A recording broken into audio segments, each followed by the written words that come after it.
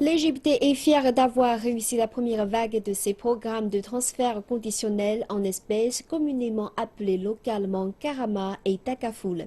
Ces programmes ont bénéficié en max à un demi-million de familles égyptiennes modestes. Quant aux performances, elles encouragent le gouvernement à poursuivre son expansion.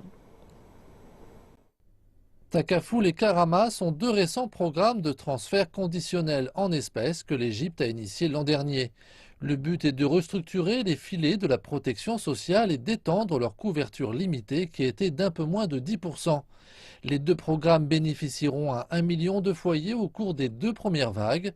Ces projets entrent dans un cadre d'envergure nationale puisque le ministre égyptien de la Solidarité sociale devrait restructurer les systèmes de filets de la sécurité sociale pour l'étendre à 3 millions de foyers. Nous avons débuté avec un fonds du ministère du Trésor. Un pourcentage du budget de l'État est consacré au filet de la sécurité sociale. Nous avons aussi un prêt contracté auprès de la Banque mondiale d'un montant de 400 millions de dollars. Nous avons atteint notre objectif pour la première année, soit 500 000 ménages, ce qui représente 2 200 000 citoyens. Cette première série est un succès. Le programme Takafoul accorde aux ménages une pension de 35 dollars à condition que les enfants soient scolarisés.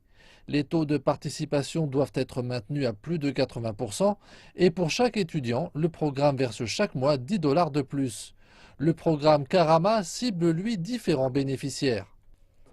Nous avons débuté dans 10 gouvernorats en Haute-Égypte, dans les 930 villages les plus défavorisés. Nous assurons une aide financière aux personnes de plus de 65 ans qui ne bénéficient pas de la sécurité sociale, à ceux qui sont au chômage et qui ne possèdent pas de terres agricoles. Nous versons aussi une indemnité aux chômeurs handicapés. Une unité de vérification a été constituée peu après le lancement du programme. Elle permet de garantir que les fonds sont versés aux familles qui en ont besoin. Lorsqu'une famille est inscrite, c'est pour 5 ans et le renouvellement est possible si les conditions sont toujours réunies. Pour la Banque mondiale, les programmes de transfert en espèces, conditionnels ou non, ont permis une réduction de la pauvreté de l'ordre de 8%. L'Égypte prévoit de consacrer 10 à 15% de ses économies à réformer les subventions pour l'investissement social, dont le financement du nouveau programme de filet de la sécurité sociale pour alimenter la durabilité du projet. Il ne s'agit pas seulement d'un investissement en faveur des enfants, mais aussi pour l'avenir du pays.